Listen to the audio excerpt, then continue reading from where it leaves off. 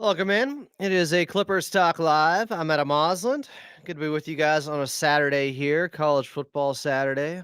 I saw Michigan somehow upsetting Ohio State. Does Ryan Day still have a job at this point? It's 4:40 p.m. Pacific time. Not that I'm calling for anyone's, but everybody's talking about how he's lost to Michigan 3 straight times, and this was the most inexcusable loss. Bama won big. Syracuse upset Miami. Jason Smith will be happy about that. As I stall here to wait for more people to get in, I want to know if you guys are able to hear the sound.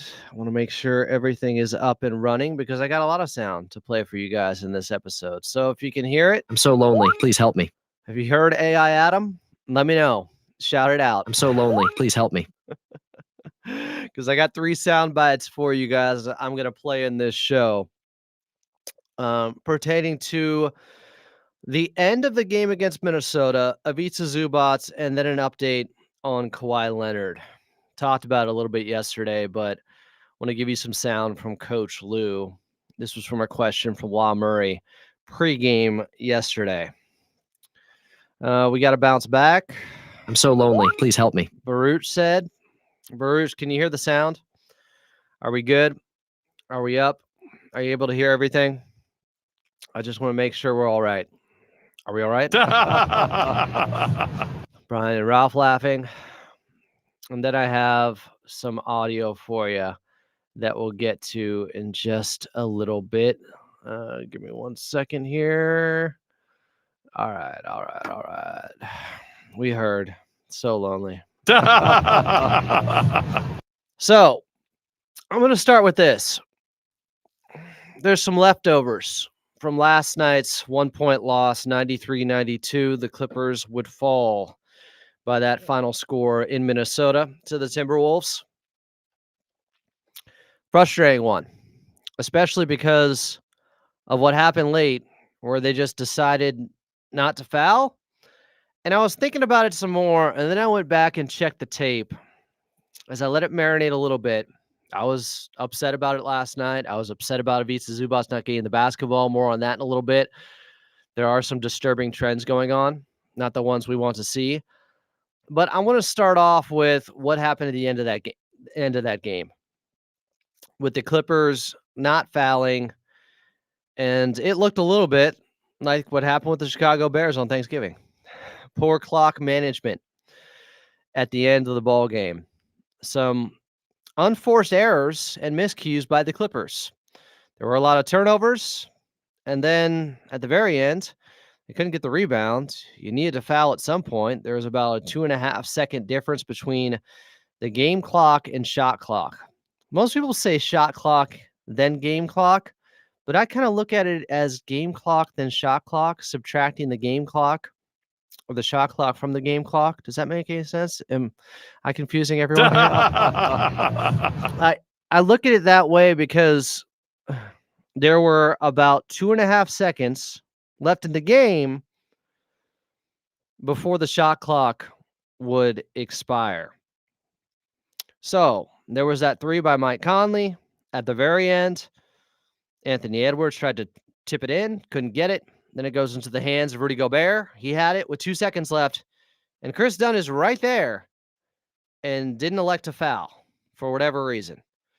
By the time they called it, maybe there's only 1 second left, but you're still trying to extend the game, I would think. Now, maybe as I had more time to think this through, and I appreciate everyone getting in here. Axie said, hi, Clipper Nation.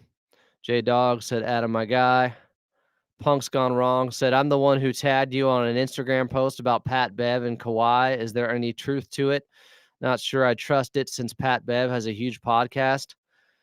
I mean, I put it out on my Instagram. At Clippers Talk, follow Adam A. I cut up the clip like 20 minutes after his podcast went live. So I don't know if I saw Punk's Gone Wrong get to me here, but probably could have seen it on my own Instagram account. We'll talk about Kawhi Leonard and give you a little bit of an update from Coach Lou, as we did hear the update from Patrick Beverley, and I played that in last night's Clippers Talk After Dark episode. XC said we had a whole 4 minutes. You mean where they only scored 2 points the last 4 minutes and 10 seconds? Jeremy Mormon said KPJ and Derek Jones Jr. are not on the injury report for tomorrow. Does that mean they're okay? I would assume so. I hadn't even checked the injury report yet. I was going to because I wanted to see where where Norman Powell's status was at. Where are you seeing the injury report? Because I don't see it from Clippers PR yet. So where's that coming from? In fact, I haven't seen anyone post the injury report. There's no injury report out yet. Jeremy, what are you talking about? Inform me, because I follow Clippers PR. They haven't put out an injury report yet. So what the hell are you talking about? Just saying, that's where it always comes from. When people say, hey, this guy's in, this guy's out, it comes from Clippers PR. And I follow them, and there is no injury report updating on the status of any of those guys yet. All right. So ESPN injury report. Yeah, that's not coming from the Clippers. That doesn't mean anything. Where do you think they get it from? They get it from the Clippers. ESPN injury report, that's probably giving you something that's probably still from yesterday, my guy. Man, we got to do away with the misinformation here. Yeah, this is still talking about Kobe Brown being out for the Timberwolves game. But this is an injury report. Let me explain something here. I'll share the screen so you can understand and be a little bit more informed yourself. This is not updated. They would update it based upon what Clippers PR says. It goes back to October 20th here. The last thing they posted was from Kobe Brown, and it's about him being out of Friday night's game against the Timberwolves. Because they're not on an injury report that's not updated yet, that doesn't mean anything. I don't know why anyone would think that. My God. Let's do better. Let's do better, guys. Waiting for that injury report. It might come out at 5 here, so we might get it. Follow your local beat writers. Follow Law. Follow Joey Lynn. Follow Tomera Zarley.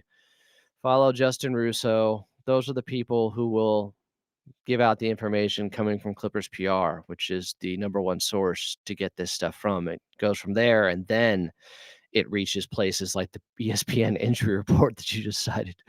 Miles Johnson said, thought Harden's season legs kicked in after the Wizards game, but then he went 7 for 20 versus the Wolves. I'll update you on James Harden's sea legs or season legs, and if he is improving with his shooting right now in a bit. But I still want to start with what happened at the very end of that game, because some people aren't even talking about it, which amazes me. Like, I was listening to Dr. Schaap and Robert Flom earlier. They didn't even touch upon the clock management to end that game and the Clippers not fouling. I can understand before the first miss where Chris Dunn momentarily had the rebound before he lost the basketball after he couldn't secure it. But then it's in Julius Randle's hands for 5 or 6 seconds. He's dribbling around. Probably foul him. Or then at least when Rudy Gobert has it with 2 seconds left, foul him. It is a 1-point game. The worst that can happen is they hit both, and it's still a 1-possession game with you needing a 3-pointer to tie. They had a timeout. They'd be able to advance the ball. What is the problem here? I don't think it's being talked about enough, honestly. I know some people in Clipper Nation were bringing it up right away. It was a head-scratching type of move. And I'm trying to sort through it myself, and we're going to hear from Nico Batum about late-game execution. And this came from Law Murray. But I'm going to throw this out there. I went back and watched the tape, and the last timeout before the end of the game was about the 1:45 mark. So the Clippers players are playing extended minutes late there. And maybe the fact that they hadn't got a chance to go over and huddle up with the coach to remind them that, hey, late game situational basketball here. At some point, we might have to foul. Maybe it wasn't on their mind. I don't know. I don't want to believe every player out there was having some J.R. Smith-like moment where they didn't know the score, but it did look like Chris Dunn was intentionally trying not to foul Rudy Gobert at the very end. Like it was a tie game or something. I had no idea what was happening late, and it didn't seem like they did either. I'm not trying to be harsh or overly critical, but professional basketball, that has to be handled differently. Bonesaw said, "How we doing, everyone? Not too bad, I hope." So this goes back to the Laker fan that called in and trolled me after the game against Boston, and you can find that in the live section below as we combed through it and went over all the audio and my back and forth with this Lakers fan that was putting in a prank call. But I think I kind of reversed it on him. In the end, I don't think he was happy with his performance calling into Clipper stock. This Lakers fan, once I pointed out that, my guy, you're happy that the Clippers lost, even when they lost to your most bitter rival in the Boston Celtics? But he tried to play it off at first like, of course, it wasn't a prank call, and he was looking to set me up. And he goes, I'll play the audio for you. But he says, I hope you're not doing too bad tonight. You want to hear this? I was going to go back to you, say, like, oh, these guys suck. I build another winning streak. Boston. Too bad, I hope. There it is. There it is. There it is. Here he is. Hey, what's up, buddy? How are you tonight? Not too bad, I hope. The most insincere, not too bad, I hope, ever. Not too bad, I hope. He was just about to dunk on me. And the Clippers. He thought he was. Till I Matumbo'd him. R.I.P. Who was this guy? What was his name? Go check it out at the end of the season. Tyler and Pomona. Tyler, you're on Clippers. Tyler and What's Pomona. Up? Hey, what's up, buddy? How are you tonight? Not too bad, I hope. I mean, I knew this could happen. I was prepared for this. Should I play this part? Yeah, well, what do you expect? It's the Clippers that will always clip. It's a Laker town, baby. Go Lakers! Yeah, there was Tyler. After saying, I mean... Hey, what's up, buddy? How are you tonight? Not too bad, I hope. Then he goes... Will always clip. Laker town, baby. Go Lakers! Not too bad, I hope. Going into that instead. But I crushed him afterwards. It's pretty funny. Check it out in the live section. I think I have it titled appropriately so you can find it if you need to. Garrett said, wonder if they could have called a timeout when Dunn got the rebound. Shot clock reset, so they obviously deemed him as having possession despite stumbling. That's true, but why would Coach Lue, and my guy Dime said this earlier, why would Coach Lue assume he's about to lose the basketball like that? We better call a timeout because he's about to trip over the green slime on the floor, which is what it looked like in that in-season tournament matchup against Minnesota last night. He's supposed to have the foresight or the Miss Cleo in him to be able to predict, which nobody could, that Chris Dunn was going to slip and slide his way to the floor right after that. That doesn't make a lot of sense to me, Garrett. You can't account for something like that. And I'm not sure they would have been able to grant it in time. They have to be looking at him because it happened so fast from looks like he has possession to he lost the basketball. I'd say it would be a long shot. Jeremy Mormon said, hate watching the team is bad enough. Hate listening to the teams. Podcast when they're not even playing your team is crazy. Oh, okay. Maybe I can read this. The punctuation's awful. Hate watching the team is bad enough. Hate listening to the team's podcast when they're not even playing your team is crazy. Oh, he tried so hard. Wait, leave him. I don't want to take him down yet. Circle back to this one. Tyler and Pomona. Tyler, you're on Clipper Stock with Adam Osm. What's up? Hey, what's up, buddy? How are you tonight? Not too bad, I hope. Look, he's almost laughing with the way he says it because he knows he's about to troll. Not too bad, I hope. It's like he's got the knife behind his back. He's hiding the weapon as he's about to go. Yeah, well, what do you expect? It's the Clippers that will always clip. It's a Laker town, baby. Go Laker! Oh, he tried so hard. Wait, leave him. He got faded out, or he faded himself out, and then he called back. Check out an old episode for that. I just, like, you're trying to find a reason here, Garrett, for what the Clippers could have done to prevent them losing that game.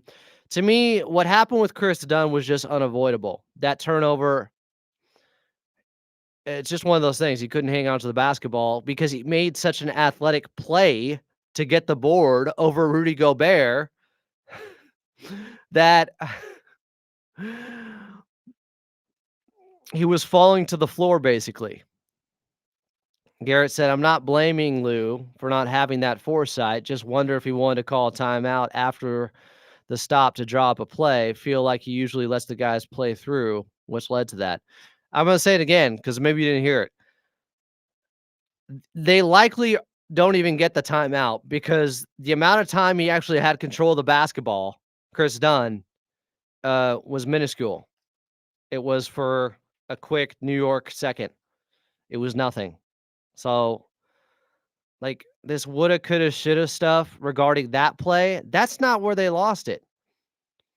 There's plenty of other reasons they lost, including, I think, just not extending the game late, not playing the foul game when if there's such small amount of time in the difference between the shot clock and the game clock, I think at some point you just have to give into it and not try to play it so perfectly that you get a rebound and you didn't have to foul and you can still be down by 1 with the basketball, call the timeout, and you can hit a 2 to win it.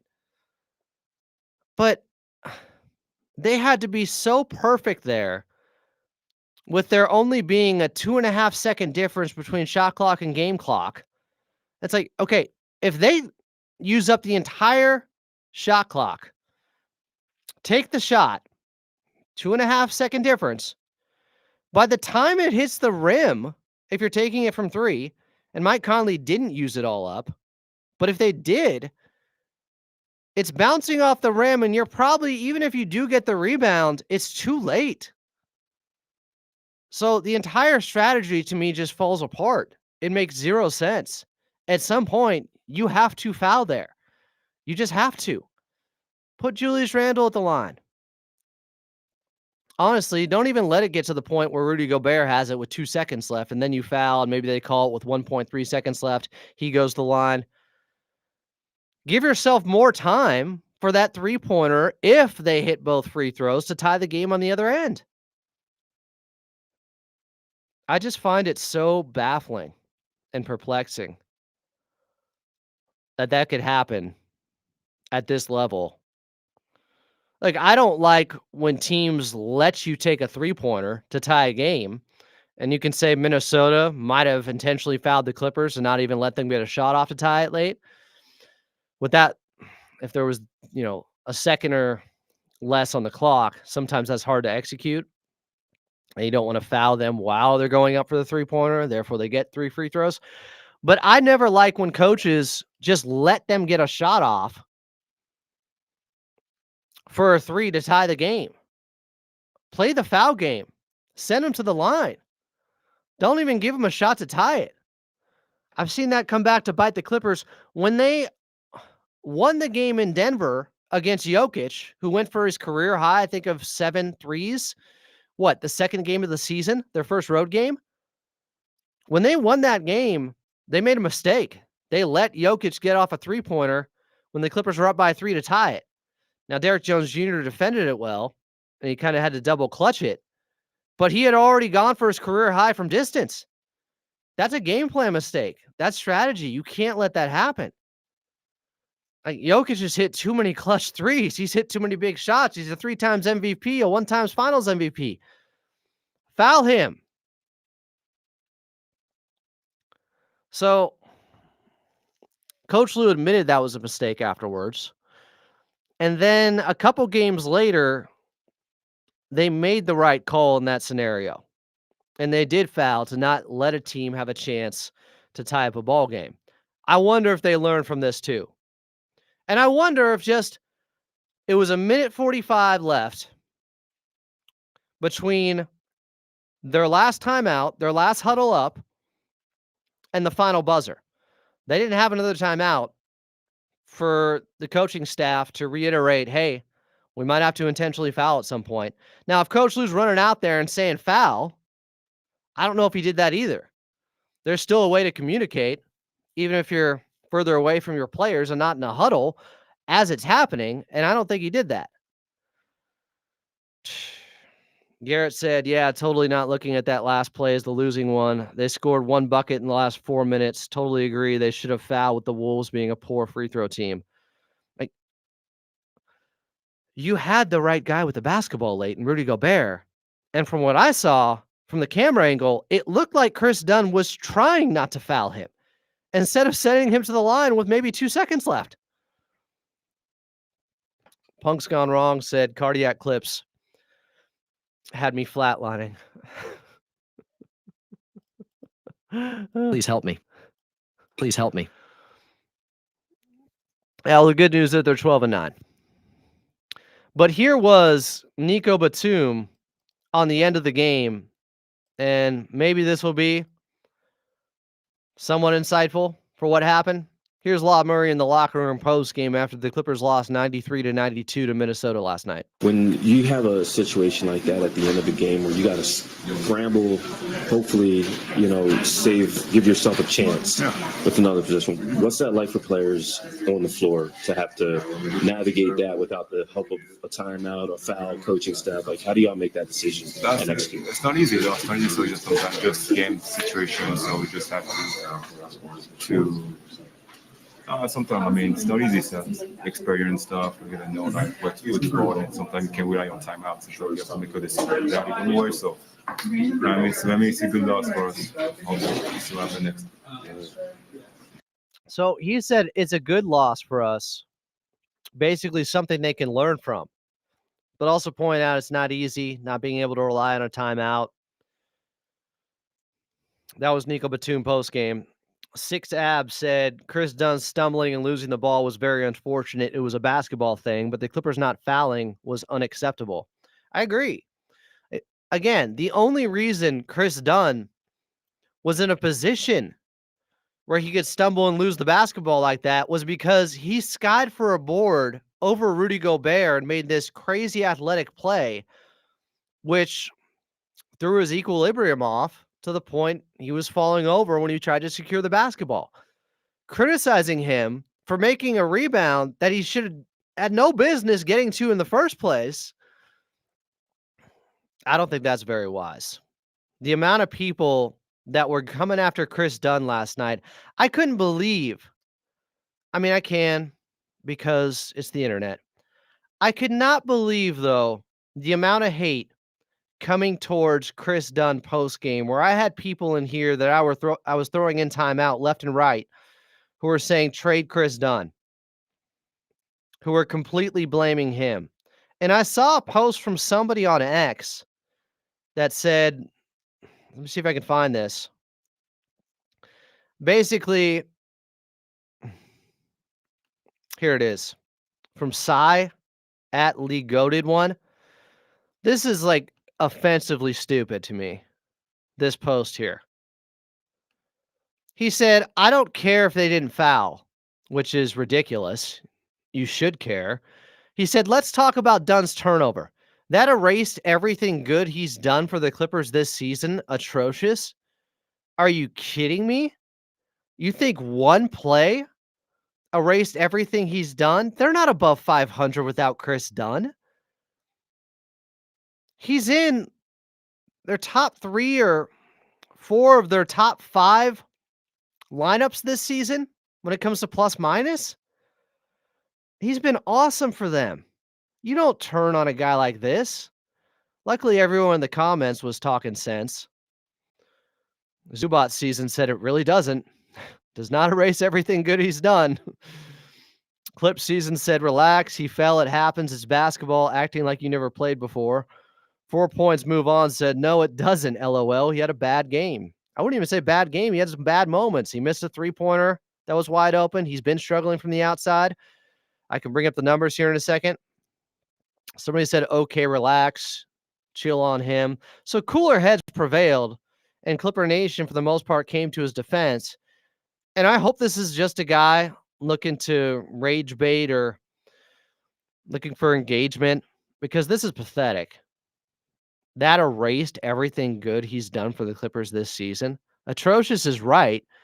This tweet is atrocious and just very, very difficult to read. Bonesaw said casuals. Yeah, maybe that's not a real Clippers fan. That's just a James Harden fan. He's got a picture of James Harden, and his entire account seems dedicated to him. There's a difference. Dealt with it last season and it's nothing against James Harden. I'm very glad he's a Clipper. But some people just stand guys, and that's all they care about. And, if things aren't going well for their favorite player, they'll start blaming the team he's playing for. Saw it with Russ fans. That's probably who this guy is. But that was galactically stupid. Let's not throw the baby out with the bathwater and just act like Chris Dunn hasn't been one of the top 5 most impactful players on this Clippers team this season. Has he struggled shooting-wise lately? Yeah, he has. Is he a net negative because of that? No. He's still a net positive overall. You guys see how poorly Anthony Edwards played? And I went through the film. If you want to check out my last live in here, last night on Clippers Talk After Dark, there's a possession late where Anthony Edwards doesn't even want to try Chris Dunn when he was on him. He was struggling that much. They aren't a top 5 defense, now the 4th best defense after last night without Chris Dunn. Ant went 7 for 21. A lot of that was Chris Dunn. Now, I question why KPJ looked to be his primary defender at times late in the 4th quarter before, unfortunately, he got hurt. It should have been Chris Dunn. He was out there, but he wasn't guarding Ant on a couple possessions. I don't know if that was a cross matchup situation or if it was intentional, but it should have been Chris Dunn on him. But that's more of a coaching thing. Let's just not do this to Chris Dunn. The guy is a dog and a badass, and he's going to bounce back from a couple of bad moments late. The turnover to Anthony Edwards for the dunk when he was trying to get it to KPJ in the backcourt, that was brutal. Got to be better than that. But he is overwhelmingly... In fact, I want to check on his plus minus so far this season. Just to prove a point. For somebody that is trying to act like that undid all the good he has done for this team, which is just, it's nuts, man. You can't be serious. Somebody was just looking to get a tweet off and get some attention. That has to be what that is. It's outside of that. That's scary to see. But why am I surprised? Come on, Adam. It's the internet. Let's look at plus minus so far this season. Chris Dunn leads them in the plus minus this year. They are a plus 111 in his 476 minutes played. They are a plus 111. He leads them in the plus minus. How dare you say that it erased all the good he has done? Insane.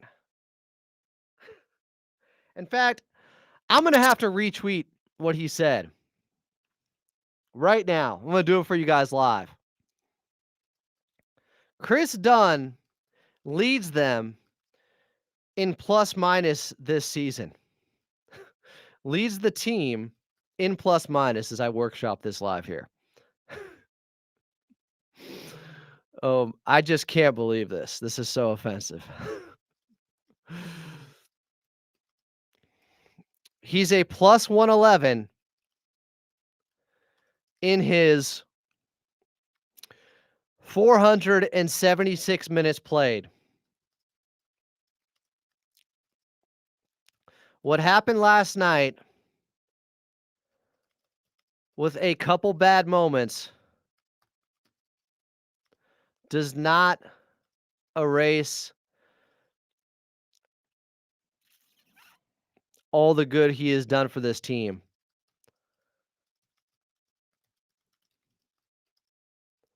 Love Chris Dunn. I got to show him love because that tweet got way too much attention. He's a plus 111. Do you know who's second in plus minus? Ivica Zubats. But he's pretty far behind. He's a plus 79. Chris Dunn, plus 111. And while I always say, and you guys will know this if you're a listener here on Clippers Talk, single game plus minus can be deceiving. It matters who you're out there on the court with. Somebody else could be cooking. You just happen to be out there at the right time. And so your plus minus goes way up. Or somebody else is getting cooked. You happen to be out there. It's not your fault. And your plus minus goes way down. It's still individual stat wrapped up in a team game. It's hard. But over 21 games, it's not lying. It's not lying over 21 games, which is where we're at so far. And almost 500 minutes played for Chris Dunn. Just brutal.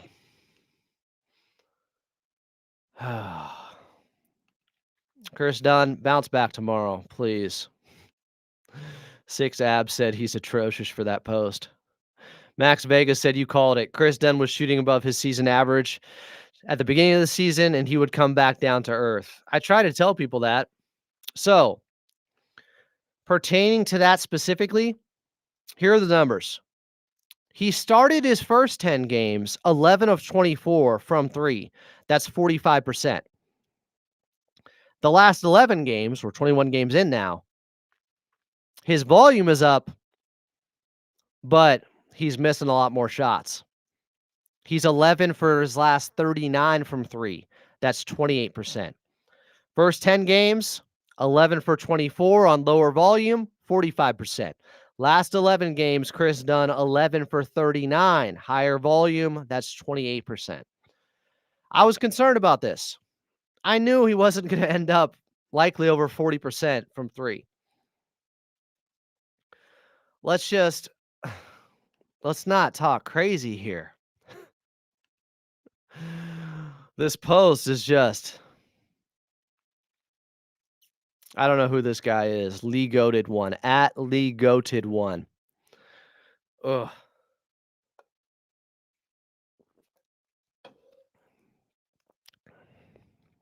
Chris Dunn instills and reinforces their defensive identity each and every possession out there. Guys, Chris Dunn has played not just like a top 5 perimeter defender this year, a top 5 defender, period.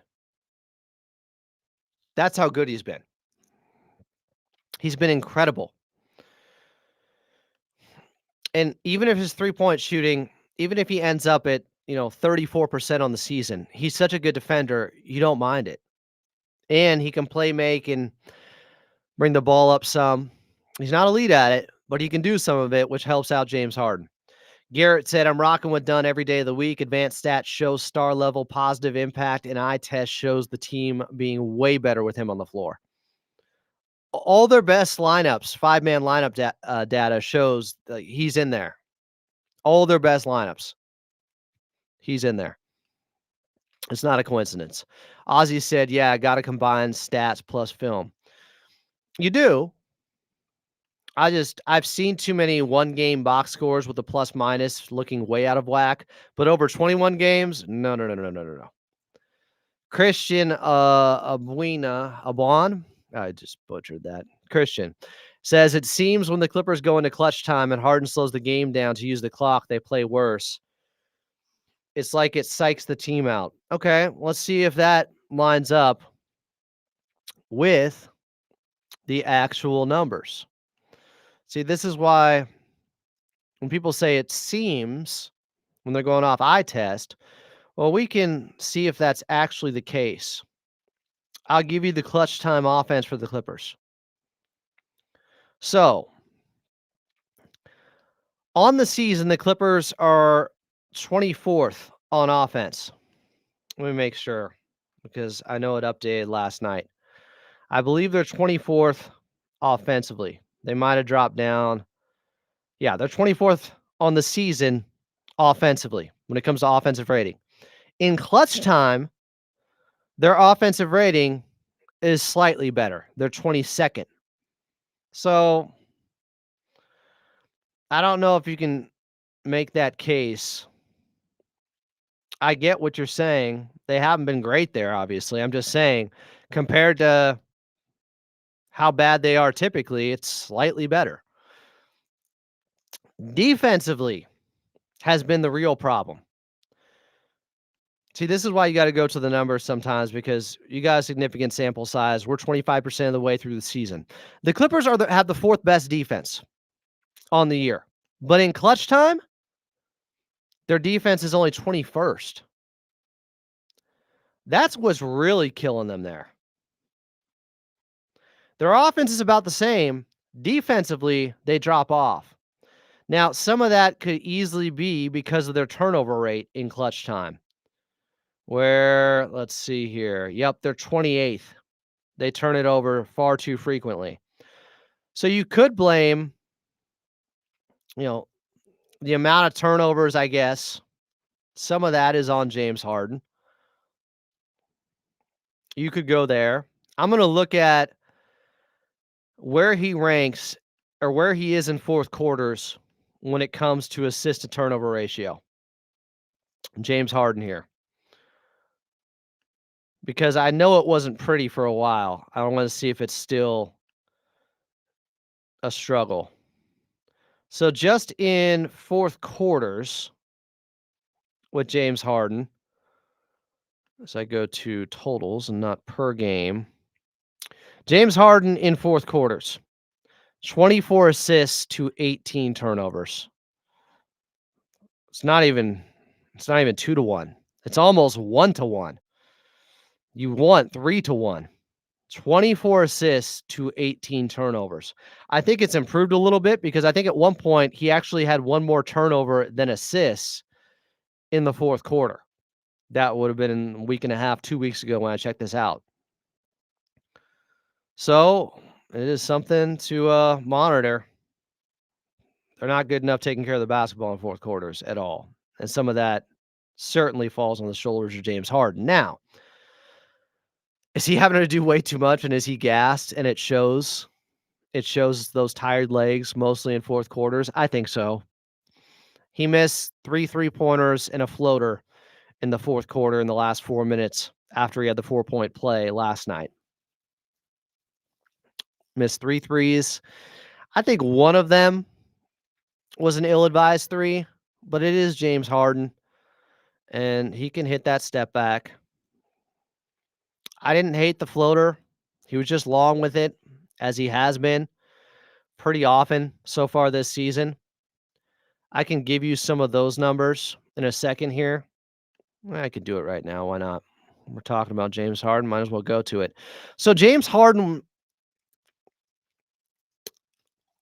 his shooting numbers, while his 3-point shooting has gone up recently, he's 21 for his last 51 from 3 over his last 6 games. That's 41%.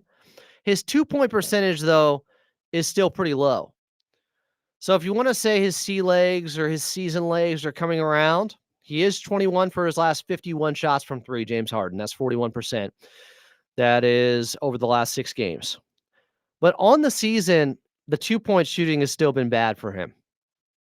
We're less than 5 feet of the rim. That shot distance from less than 5 feet of the rim, he's at 47.3%. Prime James Harden in less than 5 feet of the rim situations was at 60% and above. So he's almost 15% below that. That's about legs and lacking explosiveness. He doesn't have the touch. From 5 to 9 feet out, he's at 39%. From 10 to 14 feet out, he's at 35%. For people that want him to work more in the mid-range, it hasn't been that effective this season. Somebody tell Dime Dropper. I know he wants him more in the mid-range, but the numbers don't back it up. I get the, theory of why you'd want that. The logic of why you'd want that. Mix things up a little bit. Teams give away the mid-range. He should be better, but he hasn't been. But the one that concerns me is less than 5 feet of the rim, 47% from the field. Prime James Harden was above 60% there. And that's one where he's attempted 74 shots there and only made 35. The other two, less significant. He's not taking as many in the mid-range. That's always been his bread and butter, though, that area. Do I think it will change once there's less on his plate when Kawhi Leonard comes back? I do. Very much so. What else we got here? Ozzy said, remember, Chris Dunn was the 5th overall pick. Oh, I do. I watched him at Providence. I saw them make some noise in the tournament. But the thing is, Chris Dunn was an offensive guy in college. He's reinvented himself as a defensive specialist. It's incredible. David Hong said Clippers 24/7, 365. Man, it's pretty much what we're doing here on Clippers Talk. William Blas said Terrence Mann and Amir Coffey both are below average ball handlers, and that is what limits their game a lot. Can't take their man off the dribble. I've been saying that forever with Terrence Mann. William Blas said people complain about KPJ, but he's the only other player that can take his man to the rack and make a play for others. With that said, Bones needs a few minutes to help balance things. I don't think Bones is getting a few minutes, guys. I think he's been in the doghouse for a long time. I don't think playing both of them is an option at all. Maybe if KPJ is out tomorrow because he turned his left ankle, Bones Highland gets run, or it's just more Jordan Miller. But I think Bones has had an attitude issue, and that has been what has held him back. It hurt him in Denver. It may be hurting him now with the Clippers. I've just been watching his body language for a while, and his casual play late in games when he does get minutes during garbage time, I don't think is what the coaching staff is looking for. He plays some very unserious basketball in those moments. He was better against Washington recently, where he had those 3 3-pointers. But overall, he has not been good in those situations, and it almost seems like he feels like it's beneath him. Look, I agree. I think Bones Highland can be a backup point guard in this league. I think he is good enough that if you gave him real minutes, he could thrive. But because of his limitations defensively, and Kevin Porter Jr. has done more in this league, granted for a bad team in Houston, that's still more than Bones Highland has done consistently, play that many minutes, they're giving KPJ the main opportunity here. I don't necessarily agree with it or love it because KPJ has been so up and down, and I pulled some numbers on him. I'll give you that here. So Kevin Porter Jr. this season, the one area he's been really good is at the rim, less than 5 feet from the rim. Remember, James Harden was at 47% from there. Kevin Porter Jr. is at 71% from there. I'd like to see a few more attempts. It's only 41, but he's 29 for 41 with a shot distance of less than 5 feet from the rim. 5 to 9 feet out, he's at 48%. James Harden's at 38% there. I'm not saying he's a better player than him. I'm just comparing the numbers and the shooting distance just to give you an idea of something. Here's the problem with KPJ. While he has this right elbow jumper, this mid-range game that they like, and I'm going to explain why they like it, it's been very inconsistent so far. He's had a year off. I think they're chasing the ghost of KPJ and who he was the 22-23 season with Houston. But from 10 to 14 feet out, he's shooting 37.5%. That's not good enough to justify taking that shot. Even though it can look pretty when it goes in, the one-legged step back, the shot he had over Gobert yesterday on the right elbow is a tough shot. He can make it, but not at a high enough percentage right now. From 15 to 19 feet out, he's at 35.5%. But those numbers were different the 22-23 season with Houston. So from 10 to 14 feet out so far this season with the Clippers, he's at 37.5%. With Houston, that 2022-2023 season, he was shooting 47% there, 10% better. And from 15 to 19 feet out, he was also shooting 10% better. 35% in that area this season, 45% in the 22-23 season with Houston. So I think what they're wondering is, can he get back to that if he just catches a rhythm, gets more reps out there? And yes, he can create for himself, and they don't have enough guys that can do that. And he's been rebounding, and he's been playing enough defense. I think there are real reasons and rationale behind why they're giving Kevin Porter Jr. this opportunity. I do. Would I do it? Probably not. I'd just give more minutes to Jordan Miller. But I've been saying that since game one. MKXLNT said, can't stand the slander. I'm going to buy a damn Dunn jersey right now. David said, compared to last year, this season has been pretty cool. I do not miss watching PG dribble, lose the ball. William said, you aren't wrong, Adam, but we need someone else to create other than Harden. That's why KPJ is there. Garrett said, Bones will never get rotation minutes until he takes garbage time seriously. Watching him play, it looks like he thinks he's above it. That's kind of what I just said. Ozzy said, 100% agree with David Hong. About what? I don't know. William Blast said his three-point shot is broken currently. That's a fact. Kevin Porter Jr., and this is the difference.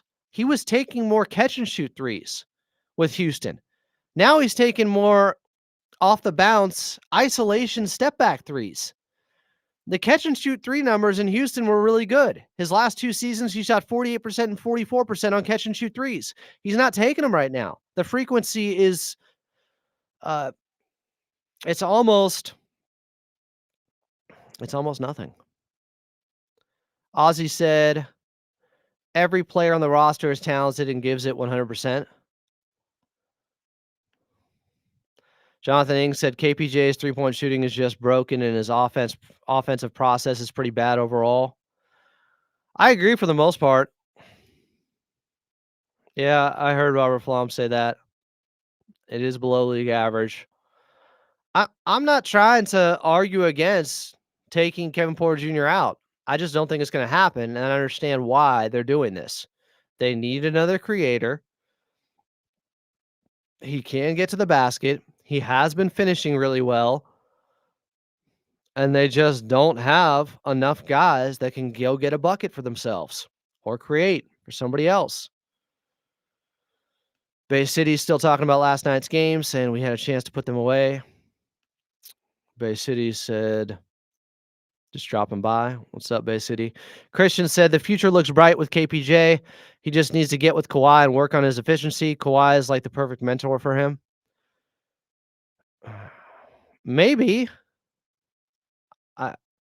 Working on your efficiency, he's been in the league for a few years now. It's not exactly that simple. There is process stuff with him and basketball IQ stuff that is lacking, Christian. I don't know. I hope the future's bright, but I don't know that. He has been playing better than he did the first 5 games of the season.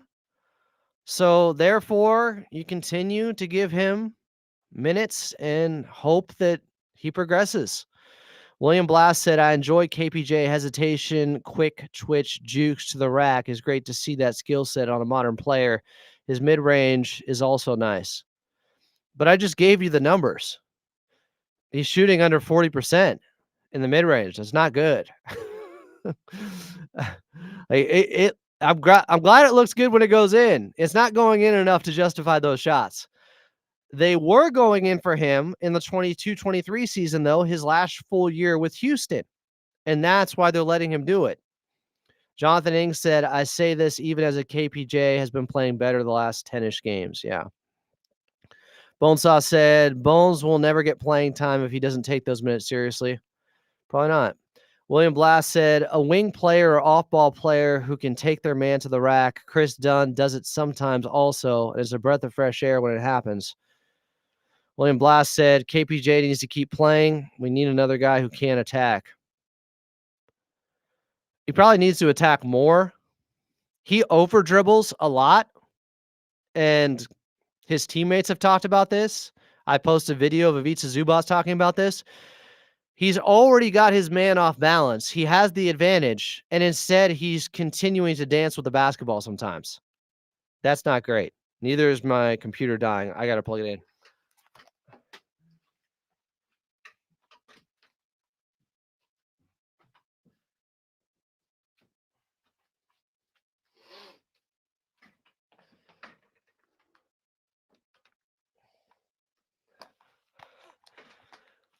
At best, the KPJ experiment has yielded mixed results at best.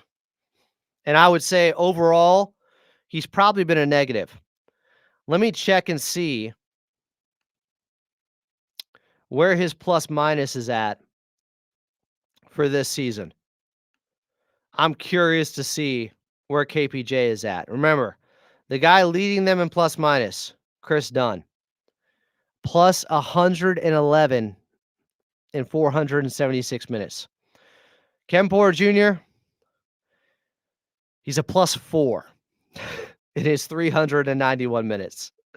So maybe you could say he is a very, very slight net positive so far this season. Very, very slight. I think that has to be how you evaluate this and look at him. Max Vega said, any chance the Clippers trade for a low salary ball handler who would be available for the Clippers who will fit the salary cap? Who are those guys? Hey, the guy that went for low salary, that was the bargain of the offseason, was Tyus Jones, and apparently he wanted to go to Phoenix for, I think, the veteran minimum.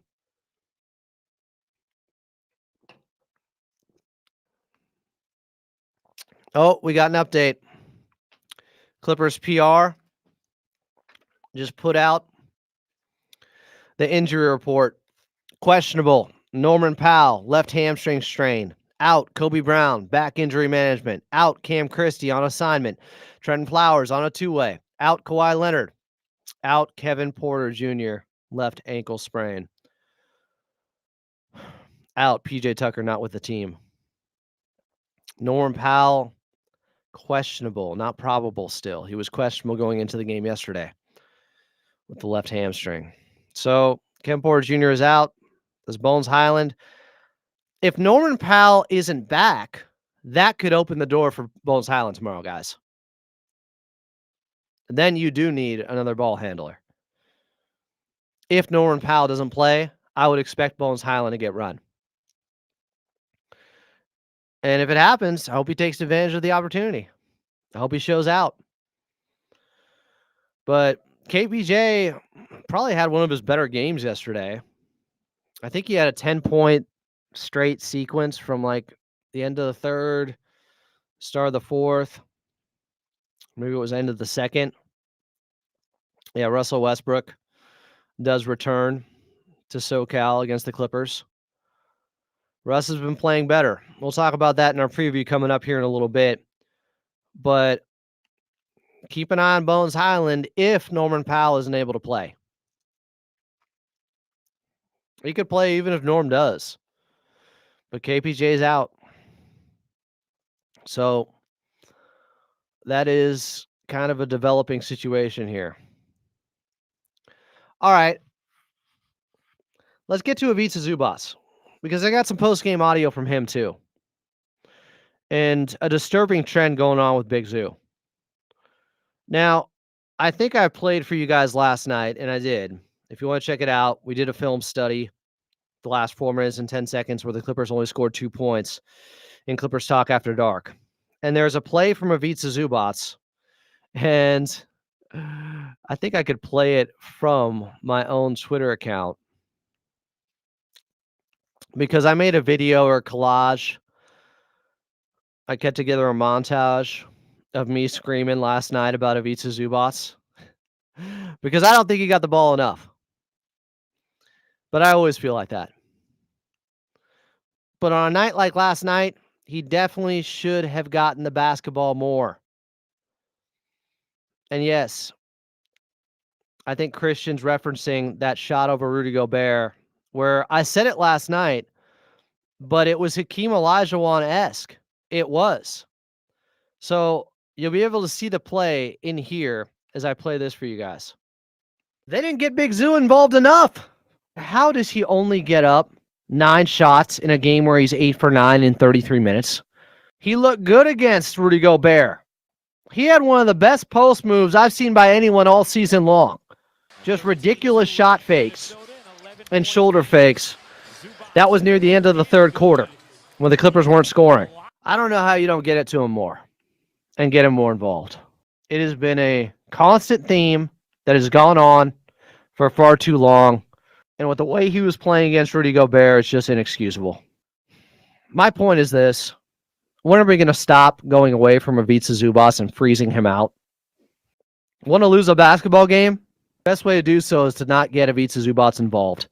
If you are 8 of 9 from the field, and I think he started 4 of 5, maybe get that guy involved more. They forget about Zubac over and over again. I don't know if it's ever going to change at this point. I'm dismayed. I'm discouraged. Borderline despondent. But I got to talk to you guys on the radio. So you saw the play in the little, left-hand corner of the video here? This is the play. I'll show it again. Big Zoo just abusing Rudy Gobert there. Shaking his defender. Rudy was completely lost. Here was Big Zoo on that play, post-game, speaking with Law Murray of The Athletic. I know it comes in a loss, but a lot of people got to see your dream shake, the hook over Rudy. That's a defensive player of the year right there 4 times, and it's a national TV game. So how did that move feel? What, are you surprised by what you're able to pull off in the posts or anything like that? I'm not surprised by it. I know coming into the league when I was younger, I played a lot in the post. That was basically my whole game, just post-ups. I still worked on it even if teams didn't use it. And, I was just waiting for my moment. And now that, team trusts me, teammates, coaches are running plays for me. Feel confident, feel comfortable. I take my time, and I know strong enough to get to my right hook. And once I get to my right hook, I think it's a pretty good shot for us. This is why I've never bought into the narrative. A bunch of people who have disliked Zoo or Zoo haters have admitted, okay, he's been better this season. He's progressing. He's developing. I've never bought into that. The only difference is he's getting the basketball more. He's getting more opportunities. Listen to this again. That's a defensive player of the year right there 4 times, and it's a national TV game. So how did that move feel? What, are you surprised by what you're able to pull off in the posts or anything like that? I'm not surprised by it. I know. Okay.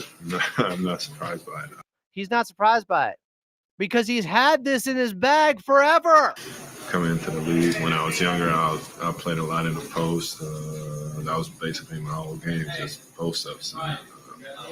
I still worked on it even if teams didn't use it. And, I was just waiting for my moment. And now that, team trusts me, teammates, coaches are running plays for me. feel confident, feel comfortable. I take my time, and I know I'm strong enough to get to my right hook. And once I get to my right hook, I think it's a pretty good shot for me. Yeah, it's a pretty damn good shot for the Clippers. He's just been waiting for his moment. I still worked on it, even if teams didn't use it. I was just waiting for my moment. And now that That's all it is. This is not about him turning into a different player this summer. This is about him getting the basketball finally. When preparation meets opportunity. I was just waiting for my moment. He's just waiting for his moment. This is what I've been saying forever. Whenever somebody tries to say Ivica Zubac looks like a different player, please remind them it's just him getting more minutes. It's just him finally getting a real opportunity to show what he can do. This has been Big Zoo. This is who he has been. This is why I've been talking about him as a long-lost Gasol brother going back to 2021. He has had a ton of post moves. I was just waiting for my moment. He's just waiting for his moment. The problem is he's not getting as many moments or opportunities recently. Here's the disturbing trend that I teased earlier. Well, Ivica Zubac, over their last 6 games, and this came from Dr. Shapp on the Lob the Jam, the podcast, is shooting almost 80% from the floor.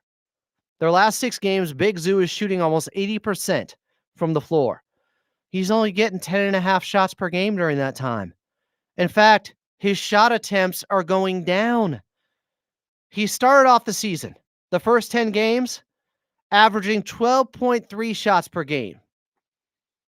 The last 11 games, he's only attempting 10.45 shots per game. He's taking almost 2 shots less per game over their last 11 games than their first 10 games. He's getting less up.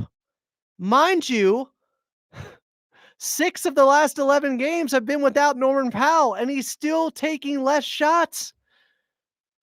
That's what frustrates me. He has to get more opportunities right now. He was destroying Rudy Gobert. Should I show you guys some more video of what he was doing to Rudy Gobert yesterday? I think I have to. Nothing gets me more frustrated than Ivica Zubac not being involved more on the offensive side. There is an easier path to win games, and it's getting Big Zoo involved more, much more. A team that has lacked downhill attackers, guys that finish at the rim, and they got this guy in Ivica Zubac who can crush points in the paint. Look at this stuff. Look at what Big Zoo is doing here.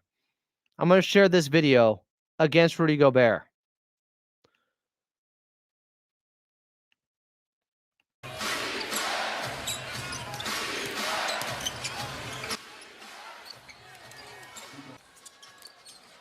Look at this again. Look at him backing down. He just bodied him. Rudy Gobert tries to answer. Hell no. Big Zoo battles for a board. Kicks it out. Amir Coffey, straightaway three-pointer. Just a friendly bounce. Big Zoo. Pick and roll. James Harden, pocket pass. Zoo detonates. Zoo. Great defense there on the perimeter. On Randall. Long outlet pass. Big throwdown. A couple more plays coming against Rudy Gobert. Look at this. Look at him. This is what I love. Ivica Zubac, they think it's going to be another dribble handoff. He fakes it here to James Harden, who's going to curl to his left, and Harden going left is a problem. So they go with it, and Rudy Gobert is anticipating it, and instead Ivica Zubac keeps it. He's done this multiple times recently. Oh, Statue of Liberty dunk. As Carlo Jimenez called it. Zoo against Gobert again. People forget about this play. It wasn't just the dream shake he had. Boom, boom, boom. Out muscling. Right hand hook shot. Money. And then here's the play. Look at this. Look at this, man. Oh, my God. Imagine thinking Ivica Zubac wasn't a good basketball player for years. There's a lot of Clippers fans that, oh, he just drops the basketball, ignoring everything he does. Jonathan Ing said, I wonder how much of Zoo not getting as many post touches and only averaging like 10 shots is a byproduct of coaches not running more plays for Zoo versus the guys on the floor forgetting him. That is a great question. I don't know. Tom Raines is still hung up on them not fouling last night. I can understand it. I was too. Rewind the show here, Tom. Ozzy said Zubac equals best center in LA. Well, let's not go crazy, but I think Anthony Davis still listed as a center. David Hong said Zoo and Pat Bev are pretty tight. I would guess that Pat is in his ear guiding him to be a better player. Pat Bev showed up to a game after he left the Clippers and went to Minnesota with an Ivica Zubac jersey on courtside. You guys remember that? He's Zoo's biggest advocate outside of me. Max Vegas said, feed Zoo inside and play the offense through him. I know. Richard said, how much of not using Zoo do you put on the coach or James? James has made Ivica Zubac better. So I'm not putting it on James. Tom Raines said, I'm not saying I'm putting it on the coach. I think it's a little bit of both. There's just not an emphasis on getting him the ball enough. It's not like he's only out there with James Harden. There are lineups where Ivica Zubac is out there without James a lot, and they're still not featuring him. Tom Raines said, in regard to last seconds of the game last night, if Wolves ran the clock down and shot, maybe there would have been 3 seconds left, and that's if the Clippers got the board. No, there wouldn't have been, because they could run the shot. There were 2.5 seconds. The differential was 2.5 seconds between shot clock and game clock. Therefore, if they took it right at the end of the shot clock with 1 second left, by the time it hits the rim, if they're taking a three-pointer, bounces off of it, there may have been a second left. So you have to foul there because it's possible it takes a funky bounce. The game clock runs out while the ball's still in the air after they took a shot. Ozzy said Harden wants to be the system. Harden has made Ivica Zubac so much better, guys. You're crazy. The pick and roll, James Harden, as he does for every big man, he makes them better. Richard Cabrera said, I'd take Zoo over AD any day. Okay. Look, I love Ivica Zubac, but yeah. I guess when you account for contract and durability, like Jonathan Ing said here. Richard said, AD don't play defense as well as AD. AD don't play defense as well as AD. Zoo, I meant. Anthony Davis is a pretty elite defender. But the Lakers are struggling on that side, and there may have been some slippage so far this season, but AD is a great defender. He's much better on the perimeter. When he's fully focused on defense, he is a monster. Garrett said, can we get Pat Bev as a coach? Think he still loves the guys and could thrive in that role. Half joking, but also not really. I don't hate that thought. Jonathan Ing said, I watched the second half after dinner with family last night, well after the game being over, and was upset we didn't foul at minus 10 seconds. Me too. Me too. As for the Kawhi Leonard update, before we get to the preview for tomorrow's game against the Denver Nuggets, this came from Coach Lou pregame on Kawhi. Wait a second. What is this? Tom Raines said, did you hear PG on his podcast recently talking again and playing at Intuit Dome? He gave Powell props, but also was indicating everyone knows he wants to go right all the time. He said that like 2 weeks ago. You know, it was the podcast after his first game at Intuit Dome. Yeah, we all know that Norm wants to get to his right. He ripped Norman Powell out of a timeout, I think, on a set play where he was going right and Paul George stole it from him. Norm still outperformed him in that game and has so far this season. Here was Coach Lou. giving an update on Kawhi Leonard pregame yesterday. Yeah, he's progressing well. He's being able to get on the court and do some things on the court, which is good for us. So just still checking every box, making sure that he's doing the right things, and his workouts are really good, and making sure we don't let him get to the next step until he checks those boxes. And so our medical staff has done a great job with that, making sure that we make sure he's 100% when he comes back. I need to hear that one more time. He's progressing well. He's being able to get on the court and do some things on the court. He's being able to get on the court and do some things on the court. He's being able to get on the court and do some things on the court. He's being able to get on the court and do some things on the court. That's probably the most encouraging thing, right? Which is good for us. So just still checking every box, making sure that he's doing the right things, and his workouts are really good, and making sure we don't let him get to the next step until he checks those boxes. And so our medical staff has done a great job with that, making sure that we make sure he's 100% when he comes back. I'm sure it's everything I've been saying on here for months. Does this activity? Does the knee swell up? Doesn't? Checks the box. Can move on to the next activity. That's an oversimplification, but I'm sure it's something to that effect. Ozzy said, what are the chances Kawhi starts practicing before Christmas? Best guess? I don't know.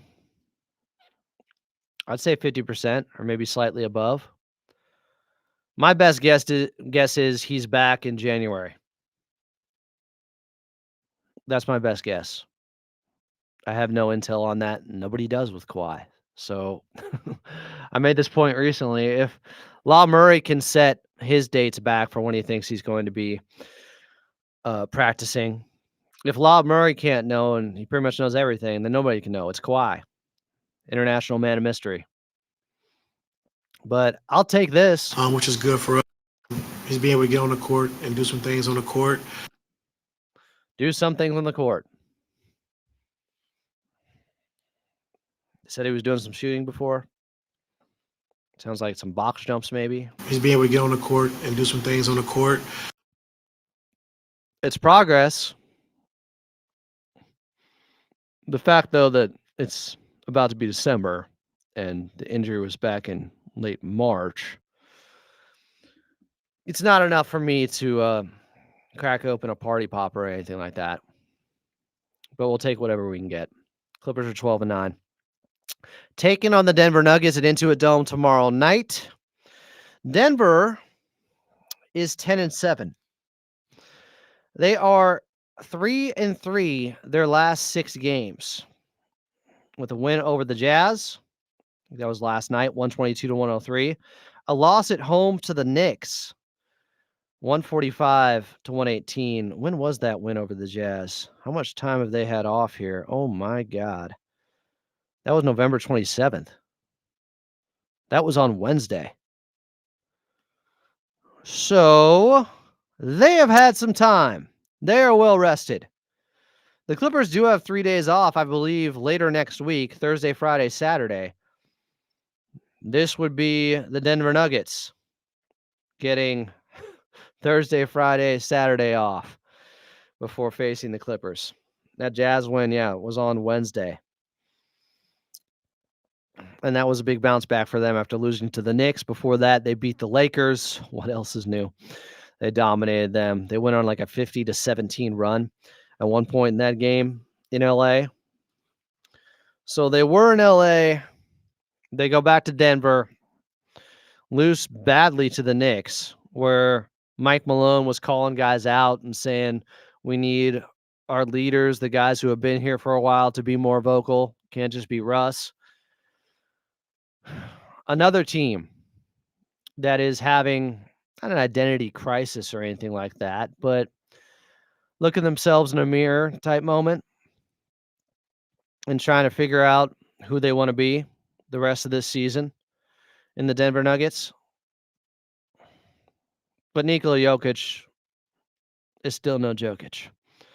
He's averaging 30, 13, and 11. A triple-double right now. Michael Porter Jr. is second in scoring. He's at 19 per game. He's shooting 49% from the field and 40% from the outside at 19 per game.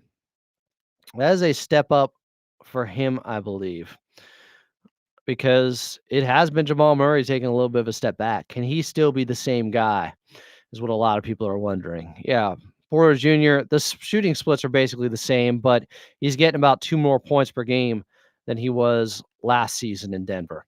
Jamal Murray, he's at 18.1 points per game, shooting 41.5% from the field, but just 32.5% from distance. And I don't like the way he has looked going back to playing for Canada this last summer. This is another guy coming off an ACL that happened back in 2022. Christian Brown with no KCP. He's in Orlando. More's being asked of him. He's getting 16 points per game. He's shooting 58% from the field and 48% from the outside. So he has stepped into that role and has done very well. Aaron Gordon, though, has been missing, as I forget what the injury was. It was something kind of unique. No, right calf strain. Is that what has kept him out? Let me check out the injury report from the Denver Nuggets here, because I'm pretty sure he's still out for the foreseeable future. Yeah, it's a calf strain, but he's getting close to a return. Oh God, Aaron Gordon's gonna be back against the Clippers tomorrow night. You heard it here first. No, I'm not going with the whole Clippers have the worst luck thing. Russell Westbrook started off extremely slow this season. He went from, I think he was shooting 20% the first couple of weeks from the field. It was brutal. A 2 for 10 game, an 0 for 8 game, a 1 for 8 game, a 2 for 11 game, to being much more productive as of late. He's had a 27-point game, a 29-point game, and a big victory over OKC. Jokic has missed a couple of games for the birth of his son, I believe. But he just had 27 in that loss to the New York Knicks. I guess they weren't that impactful. He had 10 points in their win over the Utah Jazz. Oh, he returned to Utah. No, did he ever play a game for the Utah Jazz, even though he was traded there twice, Russell Westbrook? And he did play well against the Lakers. A little Russ revenge game there. He'll be out for blood against the Clippers. After playing pretty poorly, it was their second game of the season, too, when the Clippers went into Denver and won 109-104. And Russ was just, it was like he was still playing for the Clippers. He was 0 of 8, 0 of 3 from the outside.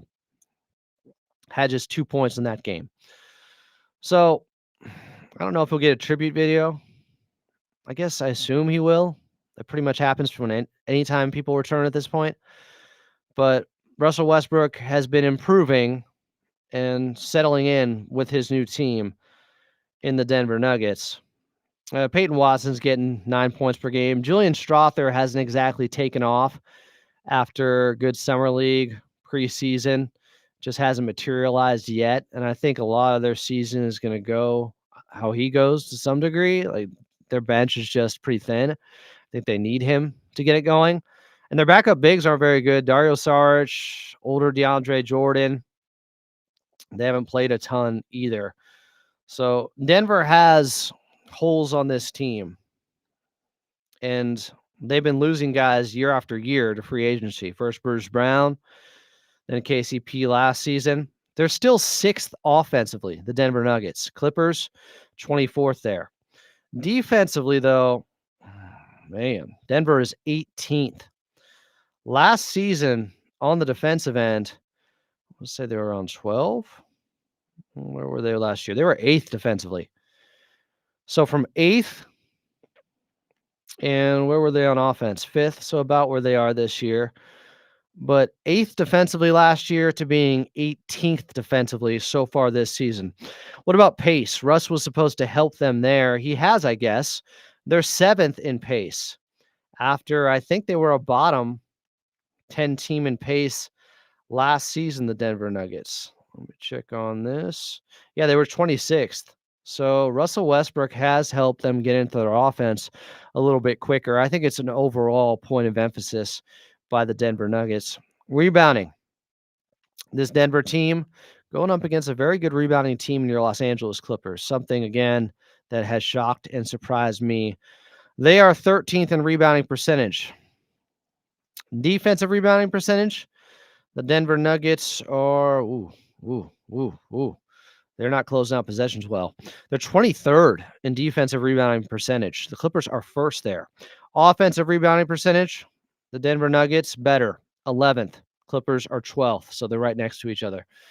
So Clippers will have a tougher time getting those defensive rebounds against a team that is better when it comes to offensive rebounds in the Denver Nuggets. What about a stat I love to look at to see how a team is doing? But three-point shooting. The Denver Nuggets, as Jokic has called them out for this, are kind of middle of the pack there. They're kind of okay, I think is what he said. Are they better than the Clippers right now in three-point shooting? Man, they are. So they've turned it around. They're shooting 38.9% from three. They don't take a lot, just like the Clippers. They only take 32 per game. The Clippers are at 33 per game. Clippers shooting 36.6% from three. So Denver's about 2 percentage points higher from three. And they're fourth in the league in that area. That's a little bit surprising. They are number one in free throws attempted per game, the Denver Nuggets. Remember that. The Clippers are closer to being bottom 10. They're just outside being middle of the pack when it comes to free throws attempted. Denver, though, they don't shoot them that well. They're actually just about bottom 10 in free throw percentage near the Clippers. They're at 76.9% at the charity stripe. The Clippers are at 77.2%. What about turnovers per game? We know where the Clippers are there. So the Clippers are getting slightly better. They're at 15.4 turnovers per game right now. We're at 15 turnovers total last night. But Denver, they're only at 13.4. Better than the Clippers in the turnover department. What about three-point shooting against, where the Clippers have been one of the top teams there? They're fourth. Teams are only shooting 33.9% from three against the Clippers, but Denver's fourth in three-point percentage at almost 39%. So that will be tested. I'm guessing the Nuggets are taking the right type of threes, and with Christian Brown almost shooting 50% from the outside, Michael Porter Jr. is over 40% from the outside. It's not that surprising, but I don't know. It was Jokic who called out his own team for not being that good there. Denver's pretty good with their perimeter defense. Teams are only shooting 35.6% from three against them. Points in the paint. Another one of my staples here, one of my go-to stats when I'm doing a preview.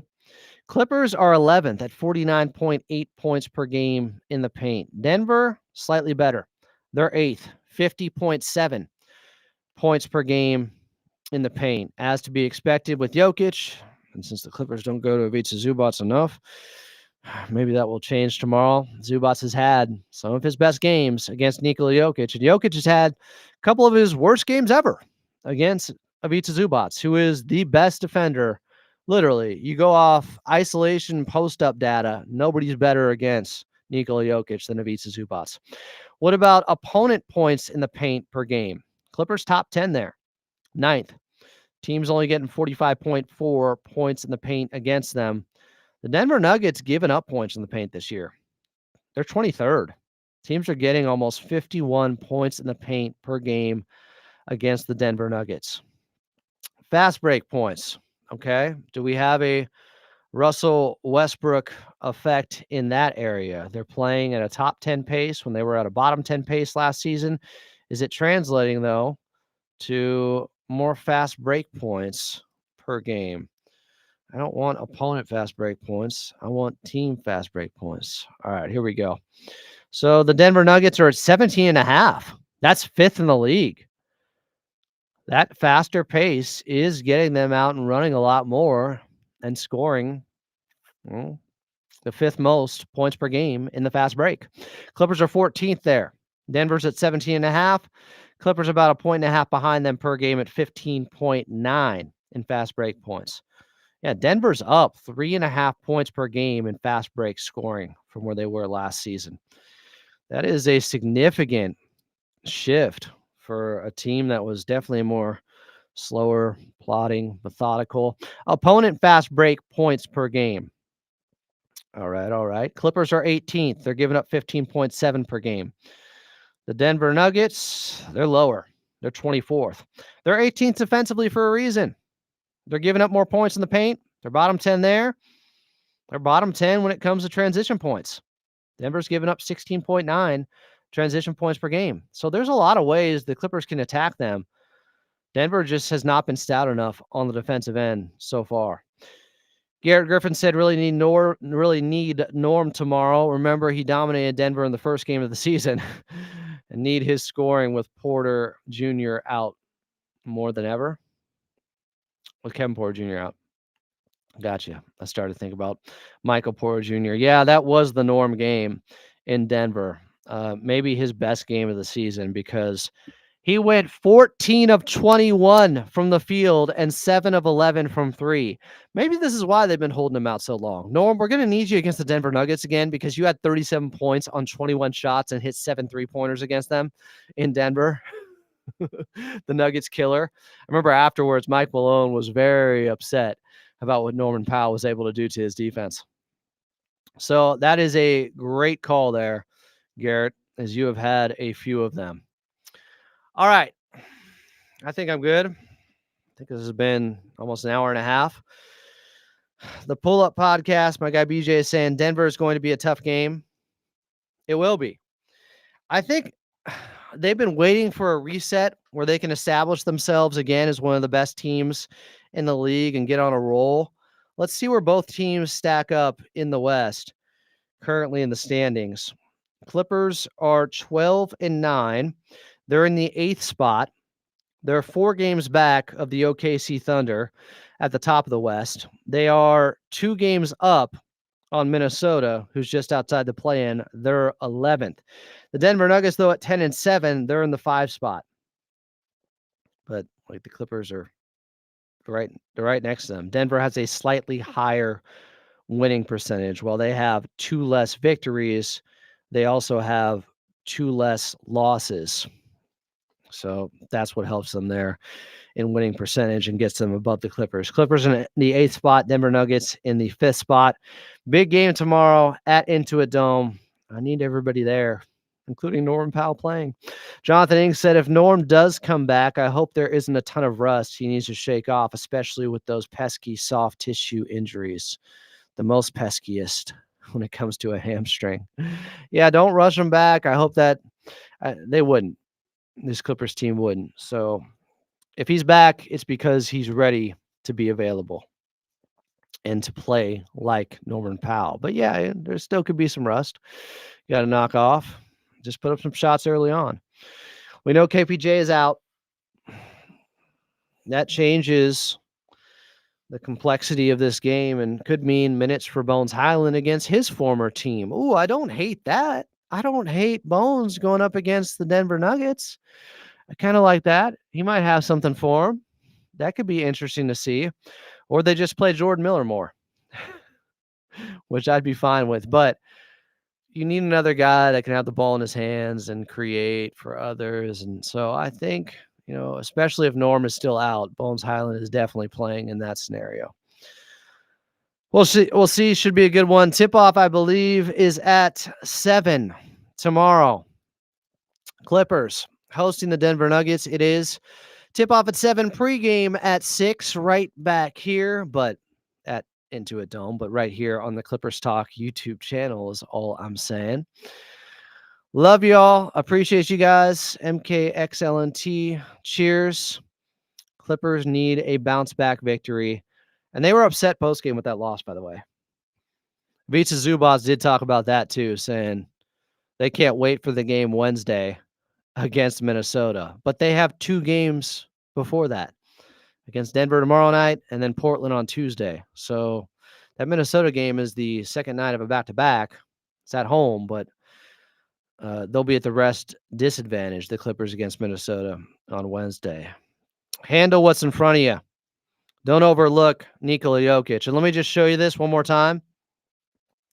I have posted this before because it puts Zoo haters in shambles. There is no one better. Doesn't mean it's going to end up like this. He's Nikola Jokic. This is one of the greatest players ever. But there's no one you'd rather have against Nikola Jokic defensively than Ivica Zubac. This is points per possession in isolation over the last 5 years coming into this season. Look at this. These are the best players defending Jokic in isolation. And Zubac is miles ahead of Yusuf Nurkic. He gives up 1 point per possession in the post in isolation against Jokic. Ivica Zubac gives up 0.68 points in isolation in the post against Jokic. He is 0.32 points better than the next closest guy when it comes to guarding Nikola Jokic. It's incredible. It doesn't mean it's always going to end up that way, though. Jokic could still go out and get 40. He did go for, 7 3-pointers against the Clippers, his career high. And they gave up one late that could have tied the game, which I didn't like seeing. You got to foul in situations like that, but Coach Lue owned it post-game. So, yeah, Jokic had 41 and 7 threes last time out. Not all those points, though, were on Ivica Zubac. It's just there's a little bit of security. He has had a couple of the worst games in his career against Nikola Jokic or against Ivica Zubac. Urban figure. There's no frame of reference here. Apparently, he wasn't listening earlier or didn't see the game yesterday where KPJ turned his left ankle. He's out tomorrow. Adam Hurley said, if Draymond ever tried to F with me, all right, I don't even know what this is about. This is as random as it gets. Hey, let's end things with a good old-fashioned hearty timeout. Sorry, Adam. I'm Adam Osland. You've been listening to a Clippers Talk Live. If you missed it early on, we talked about the lack of execution late in that ball game with not playing the foul game for the Clippers. We played some audio from Nico Batum. We looked over the numbers with James Harden, where he's been struggling. Same with KPJ. We talked about Ivica Zubac not getting the basketball as much, which is concerning considering they haven't had Norman Powell the last 6 games and how well he was playing against Rudy Gobert. And then we also gave you a Kawhi Leonard update straight from Coach Lue pregame yesterday. And, of course, the preview is what we just had with the Clippers taking on the Denver Nuggets tomorrow night.